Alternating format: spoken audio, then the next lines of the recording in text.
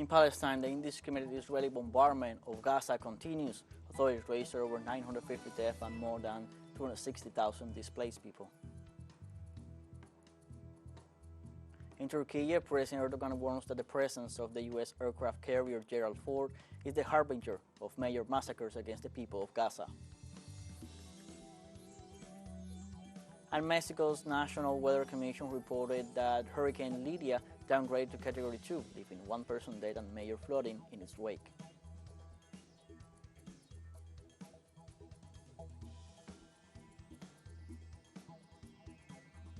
Hello, welcome to From the South. I'm Luis Alberto Matos from the TeleSUR studios in Havana, Cuba. We begin with the news.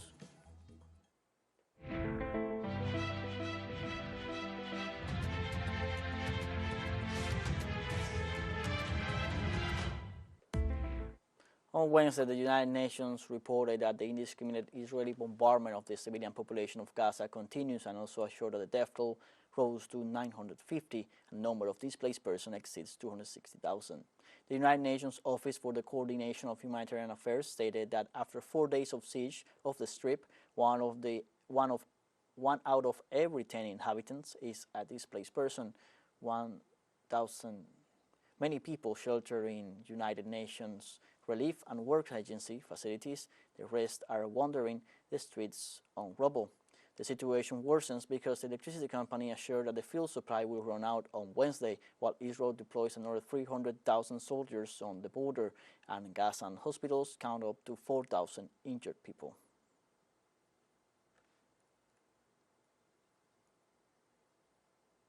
In Palestine, Israeli forces shelled the Rafah crossing, the only exit for the civilian population in the Gaza Strip. The Gaza Interior Ministry reported that the airstrikes on Tuesday paralyzed the work at the border crossing, and Egyptian personnel warned that they will evacuate the area.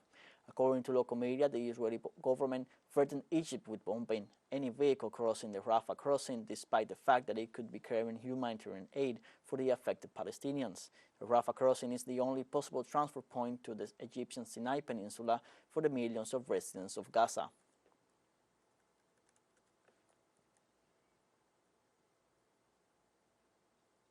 And on Tuesday, Palestinians denounced the use of white phosphorus shells by Israeli occupation forces against densely populated areas in the Gaza Strip. Citizens shared videos through their social media showing the use of the banned white phosphorus munition by Israel in a residential area in northern Gaza, an action that constitutes a war crime under international law. This would not be the first time that the Israeli army has used white phosphorus shells. In 2009, it deliberately fired this banned munition at residential areas in its offensive carried out in December of that same year. According to the third protocol to the 1980 Convention on Certain Conventional Weapons, the use of air-delivered incendiary weapons against military targets in a civilian gathering is prohibited.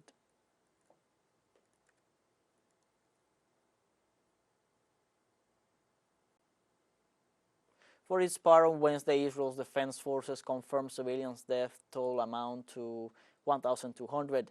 IDF spokesperson Daniel Hagari detailed the figure of injured surpassed 2,900 victims near the fourth day of war. Hamas military organization crushed all the Israeli defense front. The authority acknowledged the latest attacks on Ashkelon were conducted from the coast. Hamas' sudden invasion triggered the fury of Israeli resident settlements who blamed the Israeli authorities for their lack of attention and protection.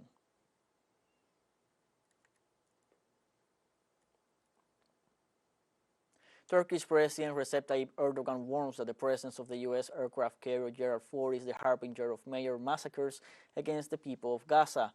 This was stated in the middle of a press conference in the company of the Austrian Foreign Minister Karl Nehammer in Ankara, the capital of the country. The Turkish president denounced the huge U.S. presence in the region, where he denounced that Washington maintains more than 20 illegal bases in which it would be training and arming terrorist organizations, and referred in particular to the presence of U.S. troops in Syria. The head of state became another voice of denunciation against the bloc imposed on Gaza.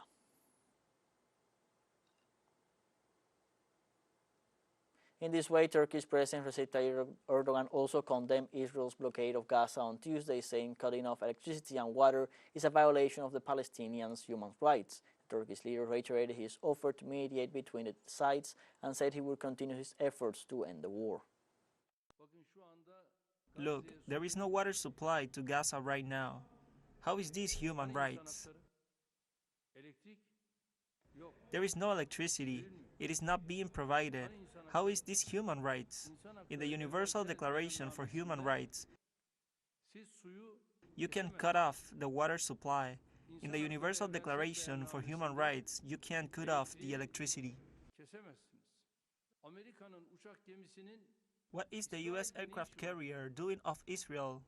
What is it coming to do? What will they do with the boats and planes that this aircraft carrier is surrounded with? They will take down Gaza by striking the surrounding areas and start committing serious massacres. How can we mediate? How to stop this war? We are striving for this. Our hope is that we can stop this war as soon as possible and the region will regain peace. Let's take a short break, but remember you can join us on TikTok at TeleSUR English, where you will find news in different formats, news updates, and much more. All the stories are coming up. Stay with us.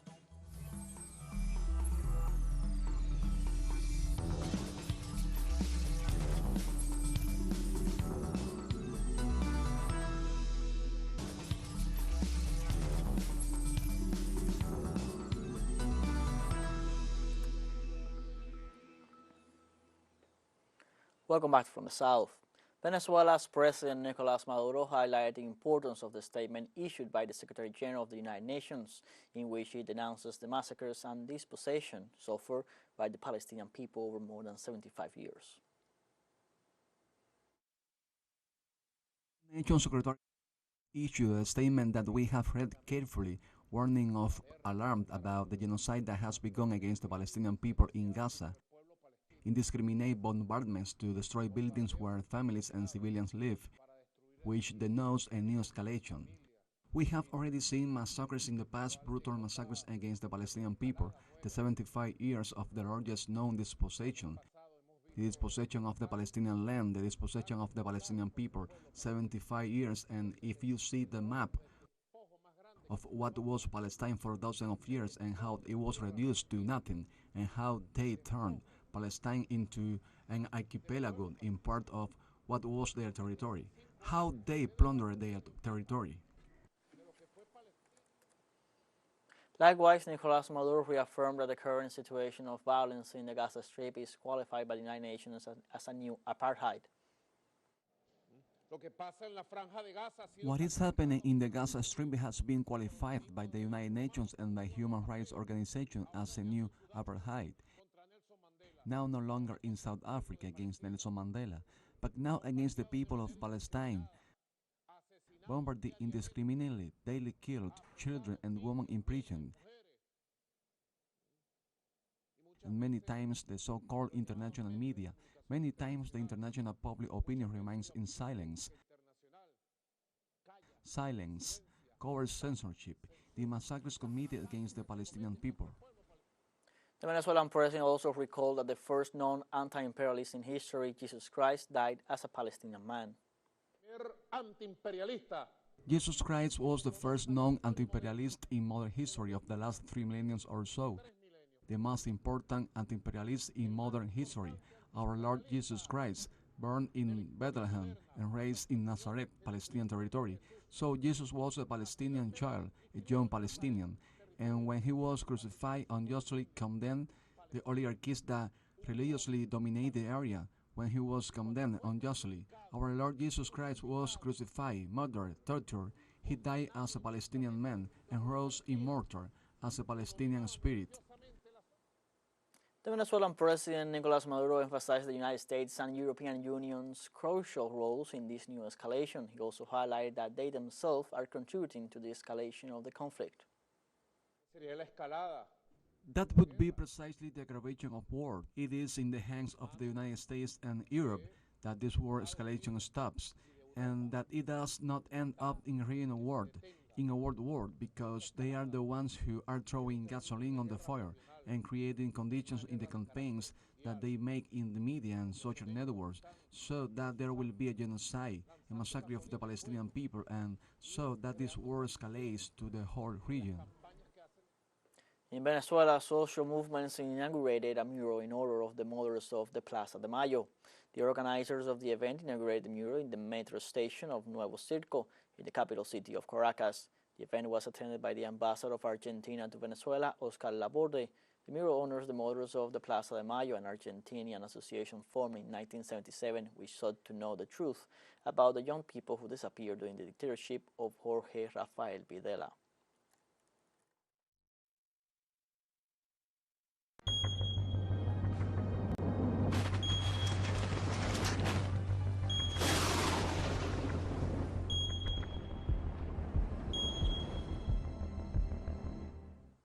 The National Water Commission, CONAGUA, reported that Hurricane Lidia, after entering Mexican territory, has downgraded to Category 2 and left one person dead and major flooding in its wake.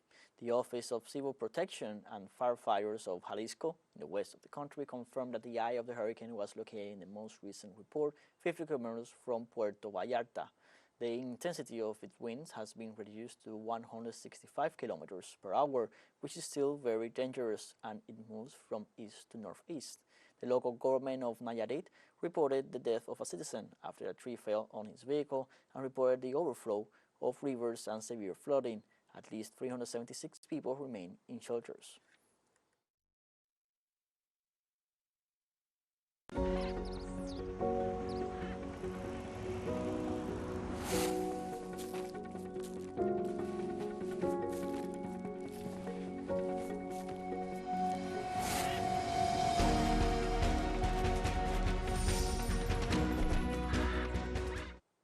Havana is one of the 7 wonder cities of the world. Its historic center preserves castles, palaces, and squares that enchant passerbys.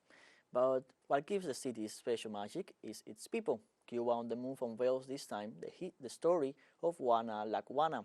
Fabiola Lopez tells us more. These are pictures of the Wonder City any day in 2023. In the 1776 Cathedral of Havana and its surroundings, postcards like these are common enigmatic gypsy women, traditional dresses, vivid colors, and lots of flavor. Siempre yo levanto mi copa. I always raise my glass and ask for peace, unity, and tranquility for Cuba. But I also ask it for the world. In this corner of the famous square, she's perhaps one of the most famous faces of Cuba. There is no tourist who passes through here that does not take a picture of her. For many, she is a symbol of the Cathedral Square, an iconic figure of the old Havana. However, very few know her story. I am Santera. I am Palera. I am spiritual. I am seer, and I have dedicated my whole life to this.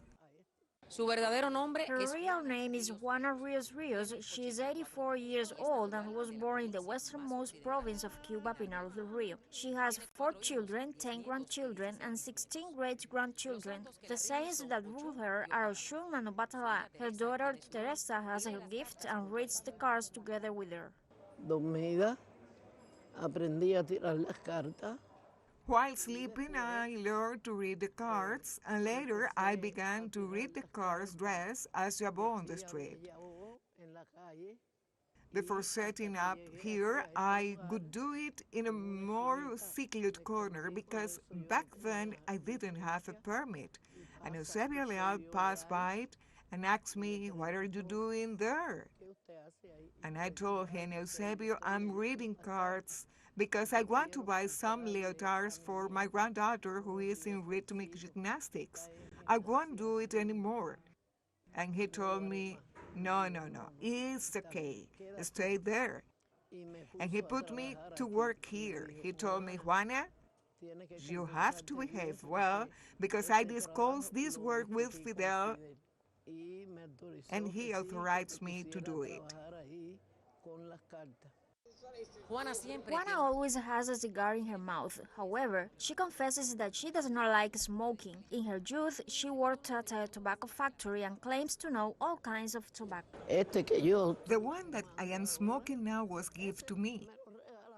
I don't really like any of them because my African deity likes to chew. And I put it in my mouth for her and turn it around because I don't like tobacco. What I like is sticks, beans, Cuban food. La comida cubana. La abuela de Juana era africana. Juana's grandmother was African, her father a musician who played 10 instruments. She says that since she was 10 years old, she has been accompanied by Rufina, this black doll that spoke to her while she slept. When Fidel Castro died, she was one of the first to arrive at the Revolution Square to pay tribute to him. She says she's a grateful woman. Muy agradecida. Very grateful, because when the revolution triumphed, I lived in a small wooden house, and the revolution gave me a house. I used to sign with my 2 fingers anything I had to sign. Then a teacher that the revolution brought to my house taught me to read and taught me to write. That's why I always carry my revolution in my heart. Por eso siempre llevo a mi revolución en el corazón. Juana loves music, she sings and dances about everything. Tengo mi bastoncito porque he tenido. I have my little cane because I've had a few problems with my legs. But when I hear the music, I throw the cane away and start dancing. Well, Cuba is a little hot, but we will always fight to move forward because we are severely blocked by United States imperialism. When I read the cards, I see that we Cubans even cure ourselves with herbs. I know about herbs, but always the doctors trained by the revolution, especially by the commander-in-chief, always strive to save us. And I do say that with one more effort, we will go forward. Estoy de nuevo a tu lado, madrecita, muy contenta porque ha triunfado la revolución y han cesado los tormentos en mi alma. Fidel nos ha premiado por darle a Cuba la libertad. We have a second short break coming up, but before we invite you to visit our YouTube channel at TeleSUR English. There you will be able to rewatch our interviews, sub-stories, special broadcastings, and more. Hit the subscribe button and activate the notification bell to stay up to date on the world's most recent events. Final short break, don't go away.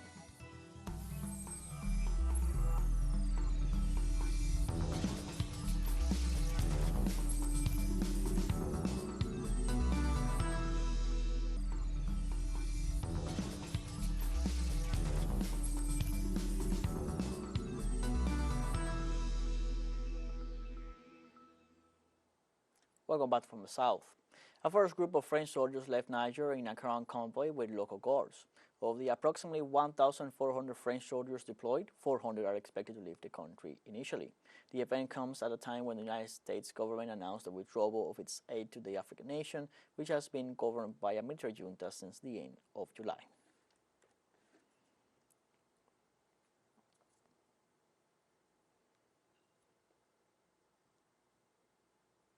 Japanese Foreign Minister Kamikaze Wayoko visits Vietnam in an effort to build an independent, self-reliant economy.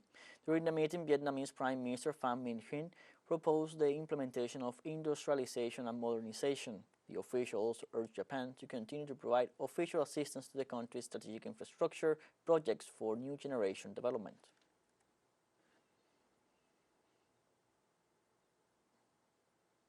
Iraqi Prime Minister Mohammed al-Sudani held a meeting with the President of Russia, but reported in Moscow. Kremlin spokesman Dmitry Peskov announced that the heads of state's working agenda focused on regional security issues and the energy agreements between Moscow and Baghdad. The Iraqi premier joined the Russian president at the Energy Week to be held at the Maneth Exhibition Center in Moscow from October 11th to the 13th.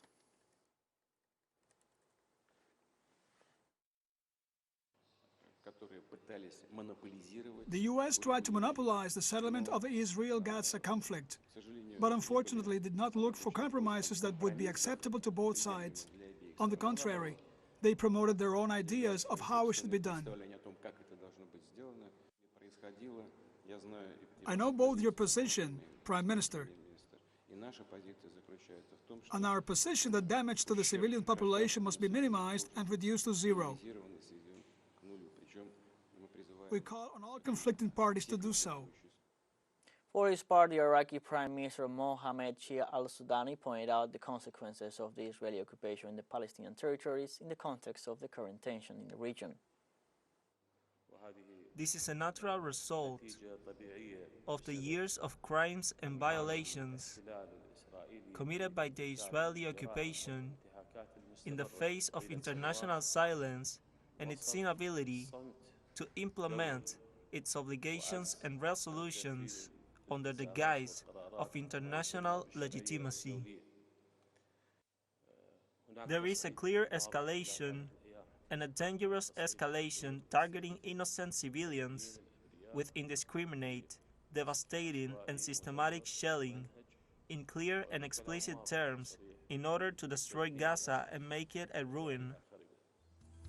We have come to the end of this news brief. You can find these and many other stories on our website, TeleSURenglish.net. Also join us on social media, Facebook, X, Instagram, Telegram, and TikTok. For TeleSUR English, I'm Luis Alberto Matos. Thank you for watching.